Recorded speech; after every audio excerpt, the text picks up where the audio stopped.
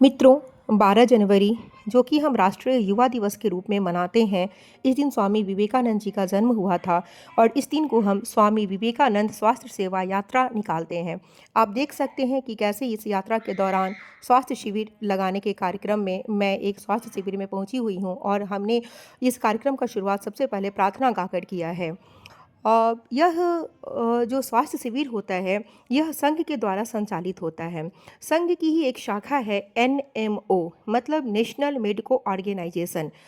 National medico organisation के अंतर्गत हर साल पूरे उत्तर बिहार में लगभग 600 से ज़्यादा जगहों पर 12 जिलों में शिविर लगा कर के 50,000 से ज़्यादा नागरिकों तक यह लाभ पहुंचाया गया है। इस कार्यक्रम के दौरान हम लोग जगह जगह शिविर लगाते हैं और हमारा जो मुख्य मकसद होता है वह नागरिकों तक स्वास्थ्य सेवा तो मुहैया कराना होता ही है, उसके साथ साथ उन्हें जानकारी और जागरूक करना हमारा मुख्य उद्देश्य होता है। आप इस वीडियो के माध्यम से देख सकते हैं कि कैसे हम वहाँ पे लोगों की बीपी भी जांच कर रहे हैं, उन्हें उनका ब्लड शुगर टेस्ट भी कर रहे हैं और जो भी स्वास्थ्य के प्रति जागरूकता है वो तो हमें मेन हमारा मकसद होता है। दवाइयाँ हम लोगों ने बहुत सारी दवाइयाँ अपने साथ हम लेके गए थे। दवाइयाँ तो हम लोगों को देते ही हैं।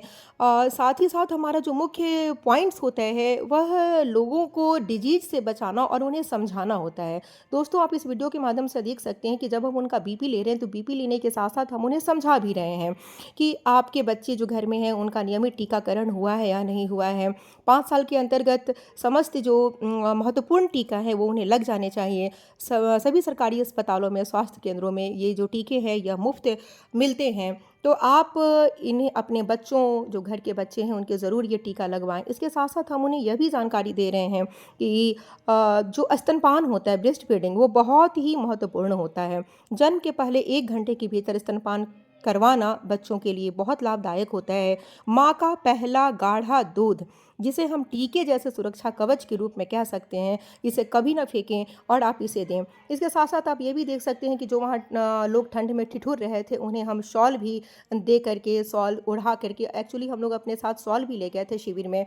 तो ये हम लोग का अपने तरफ से था। हम लोग दवा तो देना ही है और दवाइयों के साथ साथ उनका कोलेस्ट्रॉल चेक करना या उनका बीपी जांच करना, ये सारी चीज़ें थी। साथ साथ हम लोग शॉल भी वितरण कर रहे हैं जो ज़्यादा ठंड से कांप रहे थे, जिनके पास कपड़े नहीं थे।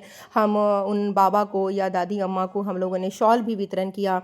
इसके साथ साथ जो भी महिलाएं और बच्चे आ रहे थे उनको हम लोग हर वो जो सही जानकारी है वो जानकारी देना, क्योंकि देखिए, दवाई देना कोई उपचार नहीं है। दवाई तो वो लोग जाकर के अस्पताल से भी ले सकते हैं और लेते ही है जाकर के, क्योंकि सभी सरकारी अस्पतालों में सभी दवाइयाँ उपलब्ध हैं। बावजूद उसके जो हमारा मुख्य मकसद होता है वह इन तक स्वास्थ्य की सेवाओं की भरपूर जानकारियाँ उपलब्ध कराना होता है।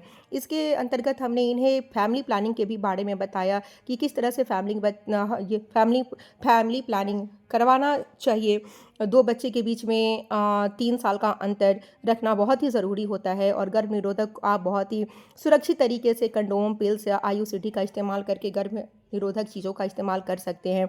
इसके साथ साथ हम उन्हें मिलेट्स के बारे में भी जानकारी दे रहे थे कि आप अपने खाना में प्रोटीन का ज़्यादा इस्तेमाल करिए, दूध का और दाल का इस्तेमाल करिए। इसके साथ साथ आप ज्वार, बाजरा, रागी और पोषक तत्वों का भी इस्तेमाल करिए। ये फाइबर रिच होते हैं, इससे आपका पाचन मजबूत होगा।